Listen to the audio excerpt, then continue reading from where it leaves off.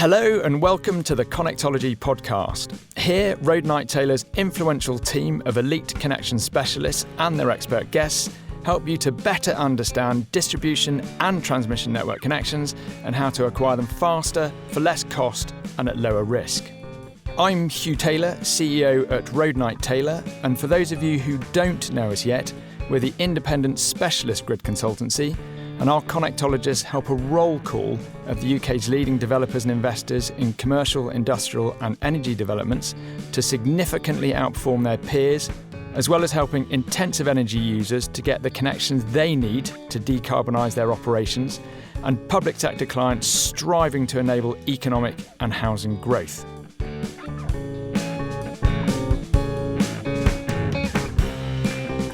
Today we're talking about the upcoming changes to how connection charges are calculated at distribution level. These changes will present both significant risks and significant opportunities, both to existing connected projects, that could be energy generation, storage, commercial, industrial and data centre sort of demand-led schemes, as well as accepted but not yet connected projects, and those that haven't even yet been applied for. This is a huge topic for which we're shortly delivering a whole programme of webinars called Game or Be Gamed. There'll be many winners and many losers as a result of decisions made regarding significant code review. Millions will be won and lost on individual projects. And this very brief introduction, for which I'm joined by Pete Aston, is aimed to help you get a sense of what development directors and investment directors need to be thinking about in order to come out on top. Pete is one of Road Knight Taylor's Connectologists and joined us last year from Western Power Distribution, now National Grid Electricity Distribution, where he headed up the primary system design function responsible for the system planning, so that's extra high voltage network reinforcements and all connections to the extra high voltage network. So Pete was responsible for something in the order of 500 connection offers going out to connections customers, and so understanding the makeup of a connection offer and how connection charges are calculated has been absolutely central to his role for quite some time. And also, importantly in this regard, Pete was responsible for the relationship with National Grid across that distribution transmission boundary, which is essentially where the significant code review stops. So he's a very important person for us to be listening to on this specific topic. What I would say is we got some criticism for the last podcast that Pete was on, that there weren't enough jokes, it wasn't very funny. So Pete, really good to have you on here today. Nice to be with you, and I think it's worth me clarifying, I didn't issue 500 offers myself every year. I'm pleased to say I had a great team issuing them for me. Otherwise I think it would have been quite a challenge. That would have been something. So thank you so much for joining us. So let's start with the most important thing. The very simple question is, what is the significant code review? What does it mean? So it's a process that has been run by Ofgem over the last 2 or 3 years, and really it was what Ofgem were trying to look at connection charging, and they were trying to look at what they could do to improve or reform connection charging.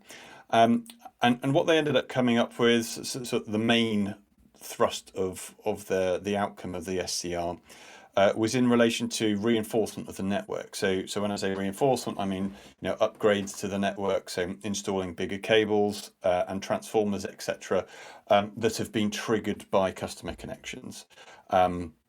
So the SCR was all about how reinforcement is charged.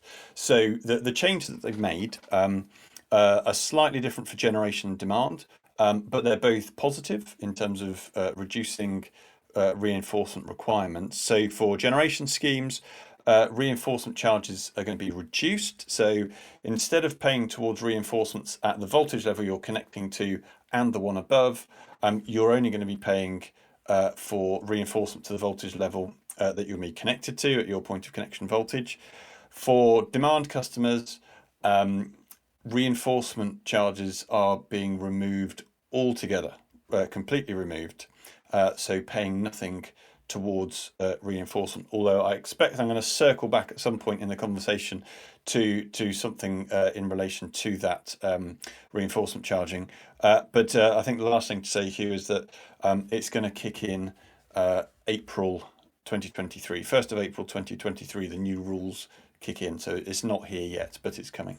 Yeah, and coming very fast. I think we've been talking about this with the network operators for years now, and it's suddenly about to come charging around the corner. And I think everyone's a little bit concerned about the impact that it's going to have, and there are going to be, clearly some huge opportunities and some really big risks that developers and investors are going to be facing. Doing nothing can be a risk in itself, I guess. So, but if we start just with the opportunities, where do you see? And obviously, this is just a short podcast, and so there's only so much detail that you can go into on such a huge topic. But where do you see the biggest opportunities lying for most developers and investors? The biggest opportunity is obviously fairly obvious, in as much as from the 1st of April 2023, you could expect to see a reduction in your connection charge because you're not going to be paying towards reinforcement. So, that is the big opportunity that is coming. And, I'm hopeful that lots of developers of demand and generation schemes are going to be able to benefit from that. So I think sort of around that, there's going to be some really interesting opportunities around connection size. So what's going to be interesting to look at is to say, how can we optimize the connection size so that we can keep connected at a lower voltage level rather than having a higher voltage level connection, which is generally more expensive? How can we keep optimize that size so we can connect to the lower voltage level but maximize the size of that connection? So how can we get the biggest possible connection we can go for at the lowest voltage level? And getting that right is going to be a sort of a balance as to try and almost second guess what we think the DNO will do and what sort of reinforcement schemes could be triggered as a result. DNOs will still have an obligation to look at minimum cost scheme. So they're going to have to balance connecting you at a lower voltage and doing some reinforcement versus connecting you at a higher voltage and then trying to just work out what that looks like as a minimum cost scheme. So I think that's one thing around optimizing connection size is a good real opportunity there. And then about timing as well, Hugh. I think for a lot of some applications, it's going to be best to wait until next April when these changes kick in, and you might be able to get a cheaper connection, and waiting until then to avoid that reinforcement cost. However, some applications are going to be best to proceed with now because there aren't necessarily the advantages of waiting until April next year for certain connections. So actually proceeding now is going to be of advantage because one of the issues that's likely to transpire from next April is a bow wave, a tidal wave, however we want to think about it, of applications coming on the 1st of April from lots and lots of developers wanting to make use of the reduced charges and also to get in first. So that could really lengthen timescales for DNOs to be issuing offers and so on. I've not yet heard that DNOs are going to be allowed to go beyond their 3-month offer issue deadlines, but we'll wait and see whether they kick up a big fuss about it. And I think the third thing, Hugh, in terms of opportunities, is just around customers who've got existing flexible connections. So by that I mean customers who've got active network management connections now, or timed connections, something along those lines. Because from 1st of April, those customers are going to be allowed to apply to have those, to convert those flexible connections to sort of standard firm access connections. So that is going to be really good for some connections. For other connections, it won't make sense. But I think that's another opportunity. So they're my 3 highlights. Great. And actually, interesting, you talk about that bow wave. And I mean, as you know, I sit in the connection steering group for all 6 of the UK DNOs. And, we've been speaking on each of those panels. We've been, talking a lot about the concern over this bow wave. At the moment, the engineers within the network operators, are really struggling under the weight of applications that they're dealing with now, and they have to meet their guaranteed standards, 65 working days in order to get those EHV offers out.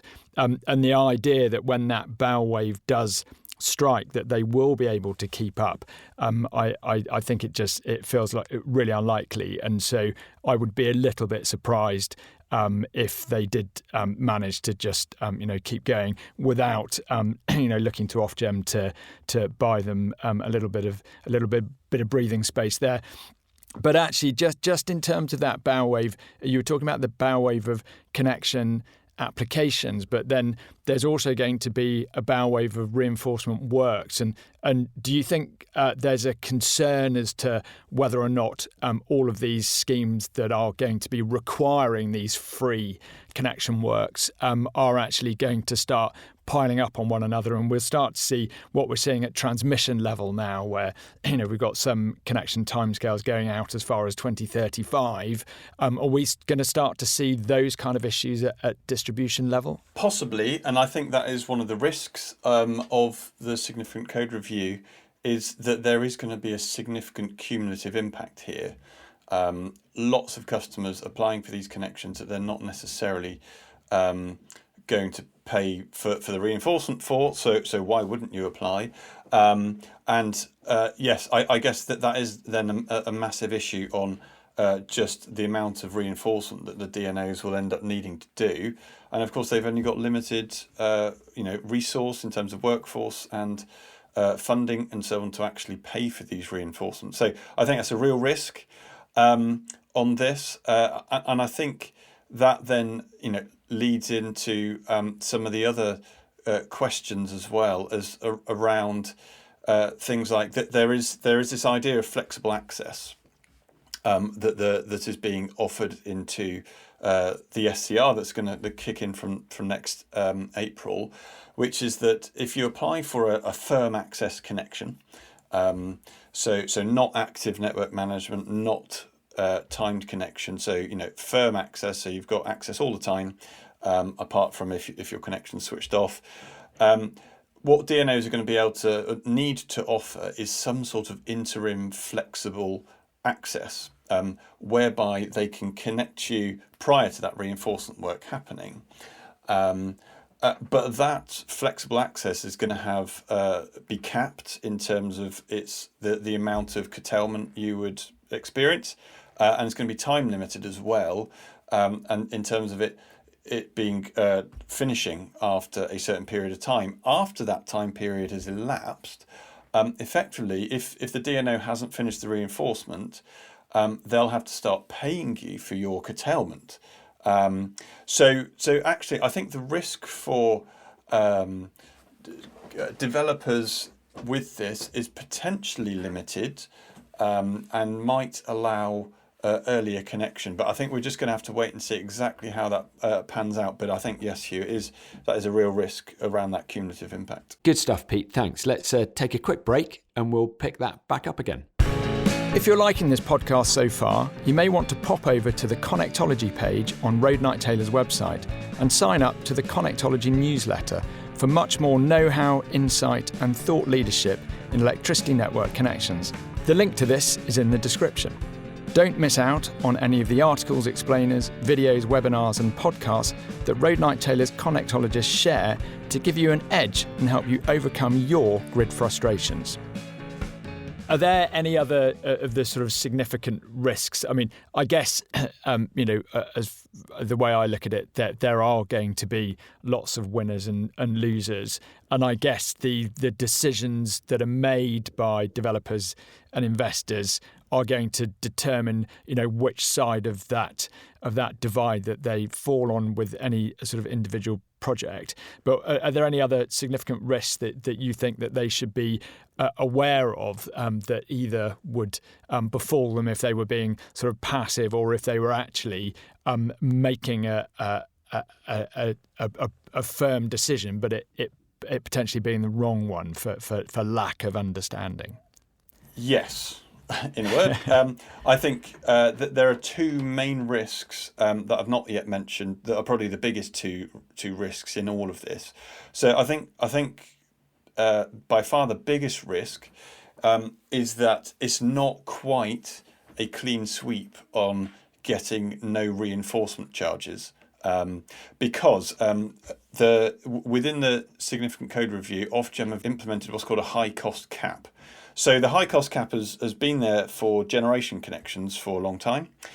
So basically, for generation connections, as it stands at the moment, this is for reinforcement at the same voltage level you're connected to or one above, there's a cap of £200 per kilowatt.